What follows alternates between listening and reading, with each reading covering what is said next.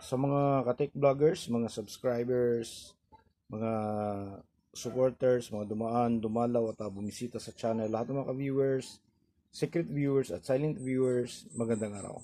So meron tayong Manix dito, dalawang 15-inch na subwoofer. Ayan siya. Okay, so sira to. At nagawa na to ng iba, no. Ang gagawin na lang dito ay itong isa, sayad.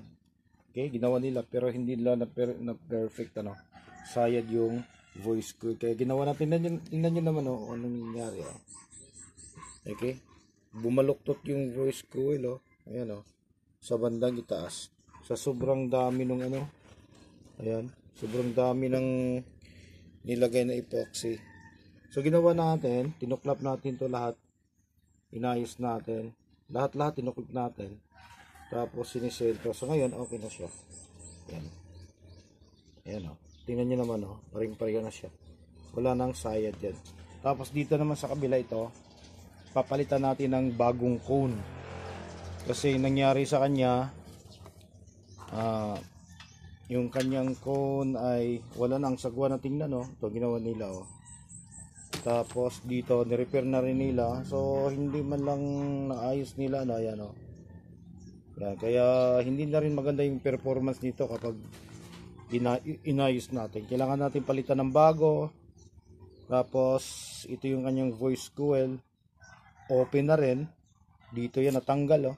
Yung kung ano nangyari. Ito kasi ibang epoxy yung ginamit nila oh. Kaya may posibilidad na matatanggal talaga kapag ganitong klase yung ginagamit. So papalitan natin ito ng voice coil. Tapos buong cone. Ito na rin, pati na rin yung ano, pati na rin yung, pwede pang magamit to. Ayan, pwede pang magamit yung kanyang damper. Tapos, ito, bagong dust cap ang gagamitin natin. Okay? So, ito lang muna ngayon, araw na to, ito lang muna yung update natin. At,